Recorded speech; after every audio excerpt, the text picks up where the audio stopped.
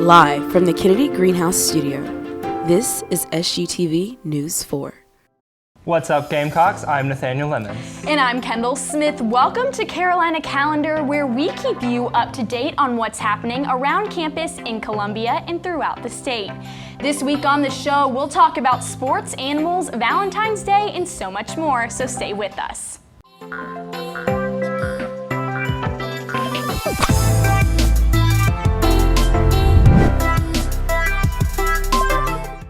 Welcome back. We've got a lot of fun things happening this week on campus. So what have we got first, Kendall?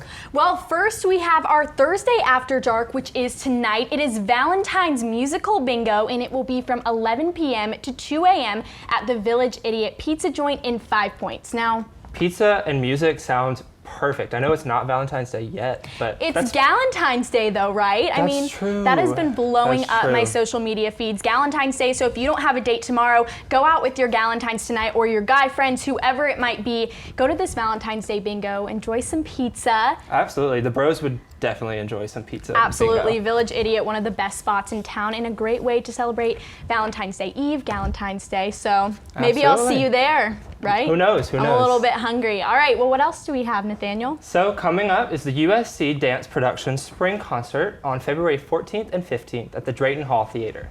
They're from 7:30 to 9:30, and tickets are between $15 and $22. You can visit sc.edu to purchase those tickets. I actually have a good friend who's done a couple of these, and they're pretty good. They are. They're really, really good. Last semester, I actually took dance appreciation, and we were required to go to these events and watch them. So I saw the fall version of this concert. Really great dancers. We have so many talented people here at South Carolina, and this is an awesome event to showcase them. And maybe an upscale date for Valentine's, if you're thinking. An upscale date for Valentine's is exactly right. It's not too expensive. I think for students, they're on the cheaper end, around that $15 rate. All right. So yeah, it's about a 2-hour show. Really, really good talent there. So be sure to check it out. Well, what have we got next? Carolina Tonight from SGTV is holding a student sketch comedy show February 20th at 10 p.m. Admission is absolutely free, and it will be in the Russell House Theater. This has been so popular. Everybody speaks so highly. I haven't had the chance to go. It's such a good time. Is it? Holly is our producer over there, and she just does such an incredible job. Last time I went, I was legitimately rolling on the floor with laughter. It was really good. We love that, especially, now that midterms are approaching here shortly. I know a lot of people have started to take their first few tests and classes. This might be a nice way to relax, de-stress a little bit, just laugh. Come out and have fun, and it's free, so there's no reason not to be there. I know, and I was telling Holly the other day, I literally love Whose Line Is It Anyway? I mean, my parents, my brother, and I all watch it back at home, and she said it's very similar to this. A lot of sketches, a lot of fun, just right off the top of their head. They don't necessarily have to think about everything. Some of it is rehearsed, so it's a really great time. And they work really hard, so make sure to go out and support our other branch of SGTV.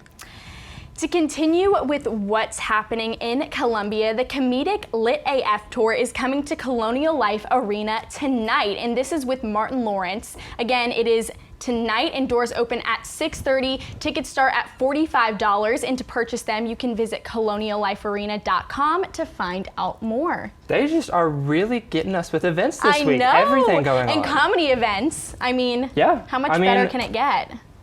Could I see a date at a comedy event? Probably. So comedy, pizza, anything else? Upscale dance? Like, wow. We love a funny date. I mean, nothing can get better than that. They don't have a sense of humor. That's no, they gotta go. I agree. I mean, no sense of humor, not worth it. Absolutely. And there's still time to purchase those tickets, so go online now if you want to go. Yes, only $45 for some great fun here in Columbia.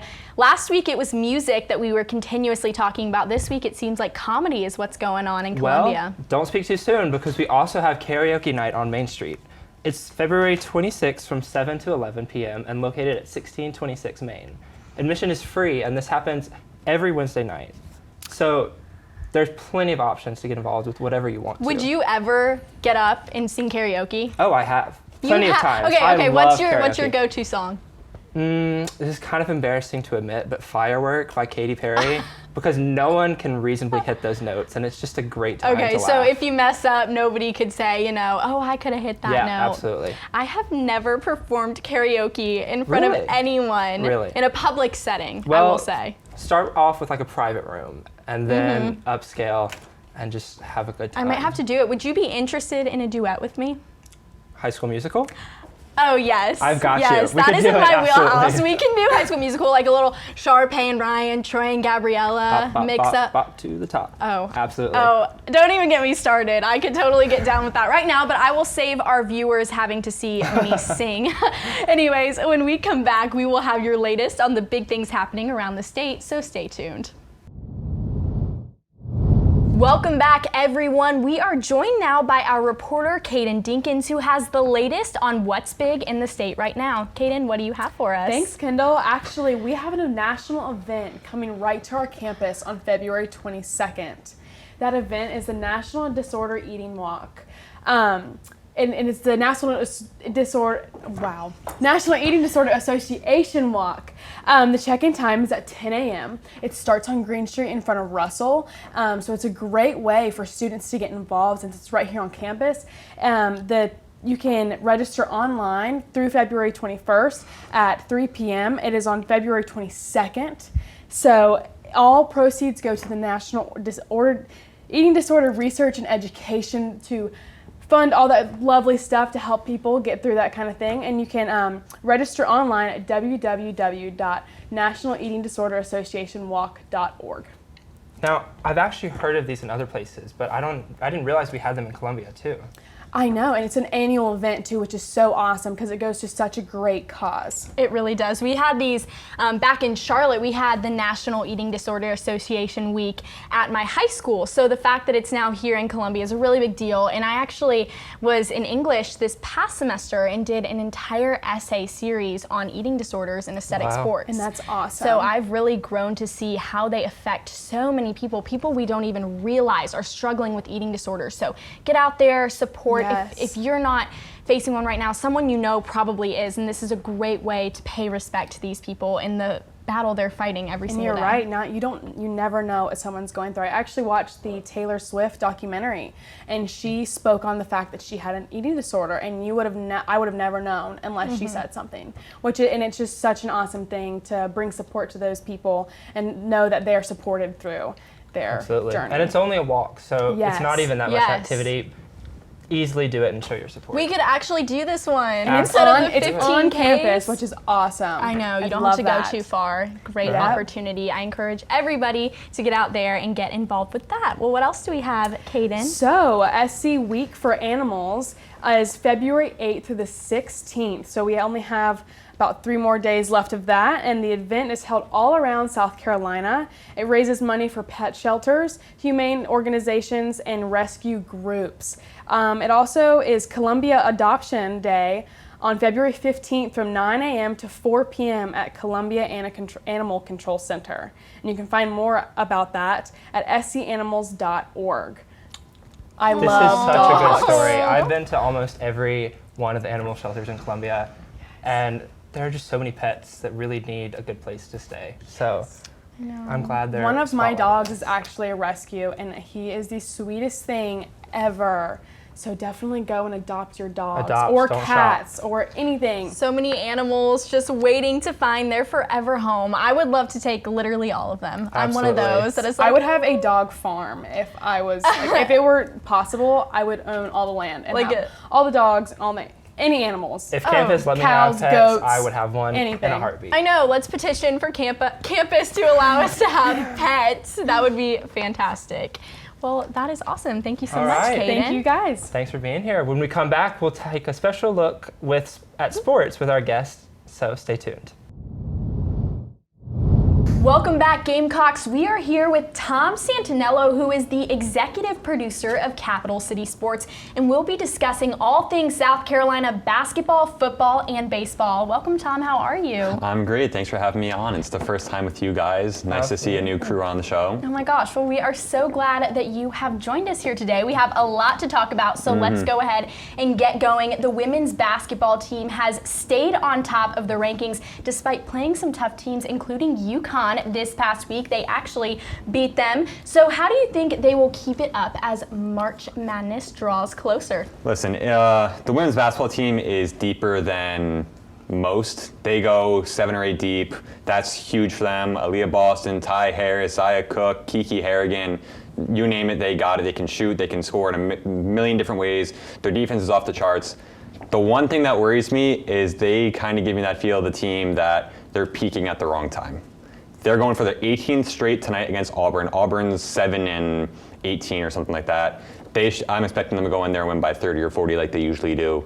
But when March rolls around and they're running through the gauntlet again, ranked team after ranked team after ranked team, I don't want to say their heads are going to get too big. I mean, it's a young team. They've played 10 ranked teams now. They're more than battle-tested, but I just worry that they've just won too many games too early. Like, maybe they could afford to lose one along the way. Right. And that's a very interesting thing you bring up. They are such a young team. I mean, several freshmen that started that game against UConn. Ty Harris really, I don't want to say put the team on her back, but composed the team, as Aaliyah Boston said. How do you think she is going to play a role in that team heading into the tournament? I mean, she's really going to have to step up and even be more of a leader, I guess, than she is right now. Yeah, Ty's been through the ringer. This senior year, we all know what she is. I think the UConn game, she's finally getting the respect on the national stage that she deserves. Part of the 1,000-point club, she's been around. She was on the national championship team in 2017. I have no concerns about Ty, none at all. She's a senior leader.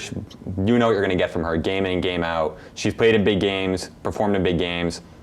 Ty's going to get it done. And Dawn Staley actually brought that up the other day in the press conference after we beat UConn. Yeah, she was talking about how Ty Harris isn't even being talked about in terms of WNBA draft stocks. And how do you feel about that? I mean, that's really, really interesting considering she has been so vital to this team. Yeah, it's really funny that you bring that up. You look at WNBA drafts now, across the board, she's a top 15 pick. After Dawn Staley said that. Not even after Dawn Staley said that. Or after the game. Like whenever you beat UConn and you play well against UConn, the eyebrows get raised, we perk up a little bit. Ty Harris is going to have a great career in the NBA because she's coming from a great program like South Carolina. She says she doesn't live for the limelight. She just wants to help her team win games, which is the right attitude to have. But people are starting to recognize her. What's the word I want to use for that? The pre-draft buzz, that's how we're going to go with that. It's going to continue to grow as the season goes on because she's going to continue to perform well. Well, that is fantastic. I know everyone around Columbia, the state, and even Gamecock fans around the nation are really looking forward to how this women's basketball team is going to fare heading in to the postseason. Absolutely. And can we talk about how hyped the crowd was for the UConn game? Oh, forget how great that is for our specific basketball team. For women's basketball, that's huge. 18,000 fans from start to finish. I've never seen anything like that. The growth of the sport over the past 10 years has been incredible to not even be a part of, just to watch. I mean, part of that, you got to credit UConn. UConn's a national name, so the fans show up. That's the great thing about South Carolina athletics. There's a big game. You could be the number one ranked team like our women's team is, or you could kind of be lagging through the season like our football team was. The fans are going to show up for big games. It's just a huge, huge moment for women's sports. Absolutely. Well, shifting focus to men's sports, the men's basketball team is right on the bubble now. What do you think it's going to take to get them over that hump and into the tournament? Well, the thing that worries me about the men's team is you can't take away the bad losses. That loss to Ole Miss last week, that was ugly. I mean, Bryn Tyree, 38 points, that was huge. Ole Miss is a lot better than people really gave them credit for, but at home to Boston, at home to Stetson, those are losses that are on their resume that you just can't erase. There's no mulligan in terms of the selection committee. They got a bunch of big games coming up. This is the stretch where if they're going to make the tournament, they have to win, I say, at least 2 of the next 3 games. Saturday, they're home against Tennessee. They lost to Tennessee back a couple weeks ago by 1. AJ Lawson had a charge with like 8 seconds left. I personally thought it was a block. Maybe I'm a little bit of a homer, but that's just the way it goes sometimes. They need to beat Tennessee. Tennessee's a game that they should win. It's a game they need to win if they want any chance of making the tournament. Next week, things get a little tougher. They go to Mississippi State. At one point in time, people were talking Mississippi State, the hottest team in the country. They've cooled off. But there's just a lot of matchup problems with Mississippi State. They can shoot all over the place. Their size is going to be a problem. South Carolina is great because, if you listen to Frank Martin at all last night, Mike Kotsar is playing the best basketball of his South Carolina career. He's almost in the 1,000-point club. He's been around. He was on the Final Four team. He got minutes on that Final Four team. I have no worries about Mike. Alonzo Frink's been inconsistent. Jalen McCreary's been inconsistent. Wildens Levesque has been inconsistent. I need one more guy in the front court to step up, especially with Justin Minaya still nursing that dislocated thumb. They're hoping they get him back. And then next Saturday, they're home against LSU, another ranked team. If they win all 3, I think they're in great shape going into the SEC tournament. they're going to have to win 1 or 2 in Nashville to really solidify their chance. But last night was impressive from the men's basketball team. Do you think that those really, really quality wins, like over Virginia and over Kentucky, outweigh those not so hot losses from the men's basketball team? Because when you look at these bubble teams, especially over the years, it seems as if the committee almost tends to look at the really quality wins. Do you think that'll stay intact this year? How do you think that'll fare for the men's basketball team here? So the good news for the men's basketball team is this year being average is going to get them into the tournament. The bad news is there's been a lot of upsets across basketball. The Virginia win doesn't look as good as it did back in December. I don't think they're ranked anymore, which is crazy. The defending national champions, they're not ranked. Kentucky's still a great win. Arkansas is another great win. They're going to need to pick up 1 or 2 more quad 1 wins that really propel them into the tournament. The thing that's going to be great for the basketball team, I don't know if you guys got the chance to watch the game last night, A.J. Lawson looks like he's back. 20 points. 20 points. I haven't seen that. AJ Lawson played great against A&M last weekend, but before the past couple games, I haven't seen AJ play like that since Cleveland State back in late November, early December when he had a career high 28 points. They need him to be, in the beginning of the season, there were talks of him being a late first-round pick. They need that. Jermaine Couisnard, the redshirt freshman, he's really coming to his own. Mike's, like we said, playing the best basketball of his career. That threesome's going to get them. That's going to get them what they need. They need one more guy to step up, though. Whether that's Keyshawn Bryant, who had 12 points last night, can jump out of the gym, freakishly athletic. Whether that's Mania when he comes back, hopefully early March. Trey Hannibal, a fan favorite. They just need one more guy to kind of round out their rotation that can contribute on a consistent basis. Because you know what you're going to get from Mike and Kuz every single night. You're going to get 12 to 14, great play on both ends of the court. AJ's, again, pieced together a bunch of really great performances, but he needs to continue doing that. This is the stretch where if he really wants to get drafted, he's going to need to show it in the biggest moments. Absolutely. Well, turning topics to a different sport, baseball opening day is tomorrow at Founders Park. What are your thoughts on the upcoming season? Well, I wish I could say I was optimistic for our baseball team as I was for our women's and men's basketball team, but there's 9 ranked teams in the SEC right now. South Carolina is not one of them. They returned Carmen Blodlinski, just named to the Golden Spikes Award watch list, best player in college baseball. That's big. Noah Campbell's back. Both of them were preseason All-Americans last year. Preseason All-Americans again this year, but they kind of underperformed last year. And they're losing all their production. Jacob Olsen was great at third base. TJ Hopkins out in the outfield, could hit the ball a mile. Reed Morgan, a personal favorite of mine. I just love the energy that he played with. They're all gone. So Mark Kingston has his work cut out. He has not won an opening day since he got to South Carolina. They play Holy Cross tomorrow.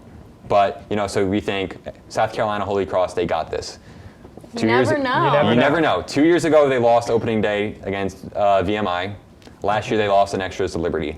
So when you're at a school like South Carolina where baseball is so big, that just doesn't cut it. Yep. And those mid-major schools have, in the past couple of years, really gotten to us. I know, obviously, playing Holy Cross this weekend. On Tuesday, the first midweek game, we take on the Winthrop Eagles. Personally, I would like to shout out my brother who is on that team, but we do have a couple of mid-major teams that we will be playing in the upcoming weeks, Presbyterian College being one of those as well, and those are just absolutely essential wins when it comes down to this SEC field that we will be playing once we get a little bit further into the season. We really need to step up, and like you said, Mark Kingston has never won a season opener, and 3 out of the last 5 years, we have failed to make an NCAA regional. For a team that has won 2 national titles in the last decade, that's almost unthinkable. It's not the standard, in my opinion. Right, it's a problem. The thing that was great about last year's team is they won a bunch of games out of conference. They won the Palmetto Series against Clemson. They beat NC State, who was ranked 1 at the time. But for this team to be successful, they're going to have to do the opposite of what the football team did. Yeah. I mean, the football team across the board it was a rough season in Columbia, but you can't afford to lose games. Just like the football team can't afford to lose to teams like App State and UNC, the baseball team has to put themselves in a good position before conference play starts, because then weekend after weekend, you're getting the best teams in college baseball. You cannot afford a slow start this year. No, and there is some sort of statistic out there, I don't exactly remember it right now, but SEC schools dominate. I mean, it is just known. They dominate It's college ridiculous. baseball. Vanderbilt, Florida, South Carolina, you name it. I mean, every school is going to compete. It doesn't matter who you play, what weekend it is, what month it is. But regardless, I'm sure everybody around here, I know we are definitely looking forward to Right. baseball. Starting tomorrow, 4 p.m., we take on Holy Cross. On Saturday, we will take them on again at 2, and Sunday at noon. That is our weekend series. So get out to the ballpark, enjoy it. All right, one last topic we want to bring up with you. This is a little bit far away, but it's never, ever too early to start talking about South Carolina football. That's right. It's always football season in Columbia. It is always Absolutely. football season in Columbia. And to add on to that, we had National Signing Day last week. A bit of confusion with Jordan Birch. I think we were all holding our breaths like, oh my gosh, is he going to come here? Is he going to go to LSU? We didn't know. But thankfully, he ended up sending in his national letter of intent to us. Tell us how you feel about him. Just a couple of last minute quick thoughts. Yeah, no, the blood pressure definitely dropped when the tweet went out that Jordan Birch was officially a Gamecock, but we've seen that 3 times. So when it was officially official, we all kind of collective sigh of relief. That's huge. For the third or fourth year in a row, the football team has grabbed the #1 player in South Carolina. A lot of coaches talk about building a fence around their state and recruiting in state. For all the criticism Will Muschamp gets, he recruits like crazy. Talent's not an issue. This is the year that I think the team can piece it all together. He's been building. Last year, he said it was the best team that he's had. I think this year's team is even better. Helinski making the jump from year 1 to year 2. Zach Pickens and Jordan Birch. I think that's going to be a problem for a lot of schools. The defensive line's going to be great. Marshawn Lloyd, the football team lost 3 or 4 of their senior running backs. They replaced it with Saquandre White, a JUCO product from Florida. Marshawn Lloyd, a 5-star running back from Delaware. The pieces are there. Mike Bobo, a great hire on the offensive coordinator. Brian McClendon actually no longer with the team. He recently took a job with the Steelers. So, I guess that's best for both parties, a clean break. But That's certainly good news. Yeah. It Certainly is, good and I news. know that there's so much to look forward to with South Carolina football, so we will be definitely keeping a close eye on that heading into the season beginning in August. Well, Tom, thank you so much for joining us. You provided course. a lot of insight. We always love talking to you and Right. hearing from you. Thank you. Thank you. Of course, Have anytime. a great night. Well, when we come back, we will have more, so stay with us. Well, that's all we've got for this week's show. Be sure to stay tuned every week to find out more about what's going on in Columbia and around the state. Make sure to also follow us on Facebook, Twitter, and Instagram at SGTV at USC. Also be sure to tune in to the student body debates here at USC. Reporting for Carolina Calendar, I'm Kaden Dinkins. I'm Nathaniel Lemons. And I'm Kendall Smith. Have a great week, Carolina. Forever to thee.